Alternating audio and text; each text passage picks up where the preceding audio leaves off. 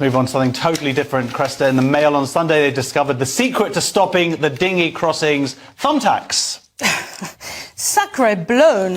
French police use knives to sink asylum seekers' boats in Dunkirk before an army of migrants then go on to overpower tear gas cops and ride on another dinghy to the UK. So this is very dramatic. So the French authorities have been accused in the past of being too soft on migrants. They haven't done enough to stop the boats.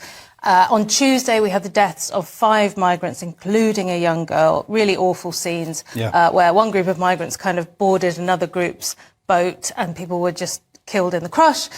So they're now taking this very sort of action man, Bear Grylls kind of thing. They're wading into the surf with a great big knife and just slashing the dinghies, which does seem kind of obvious, doesn't it? It seems like a good move. Apparently, up to now, they haven't wanted to get involved. They haven't wanted to have violence with the migrants.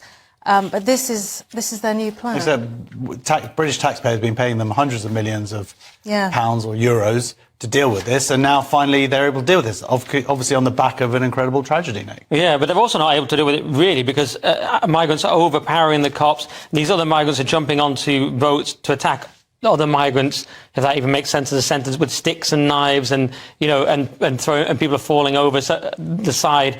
So yeah, like as you said, there's migrants at war with other migrants and with the police.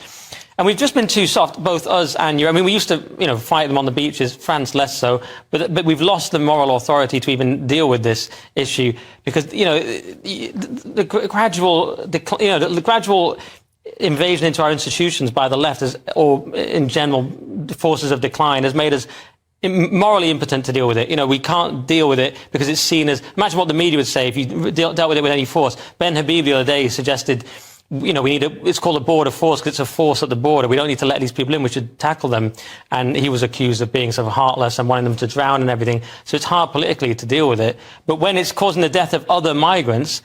Completely, I agree. The thing is that this tragedy can be utilised by both sides in terms of however they want to use it. We need to open up more the borders or ensure that there's safety here, and then other people say let's prevent this from happening by stopping them getting in the water in the first place. So everybody's going to use it, but taking your point, Nick, and maybe moving to Cressida, do you think that people are, and when I say people, I don't mean just the GB News audience or people on the right, or just across the spectrum, are coming to appreciate that this is a real issue that has to be grappled with in a mature fashion, which starts with conversation without accusations of you being racist? Well, maybe, but I think most people have known that for a long time. I mean, the reason Rishi put it in his pledges was because people knew it was a big deal and then just continued not to address it.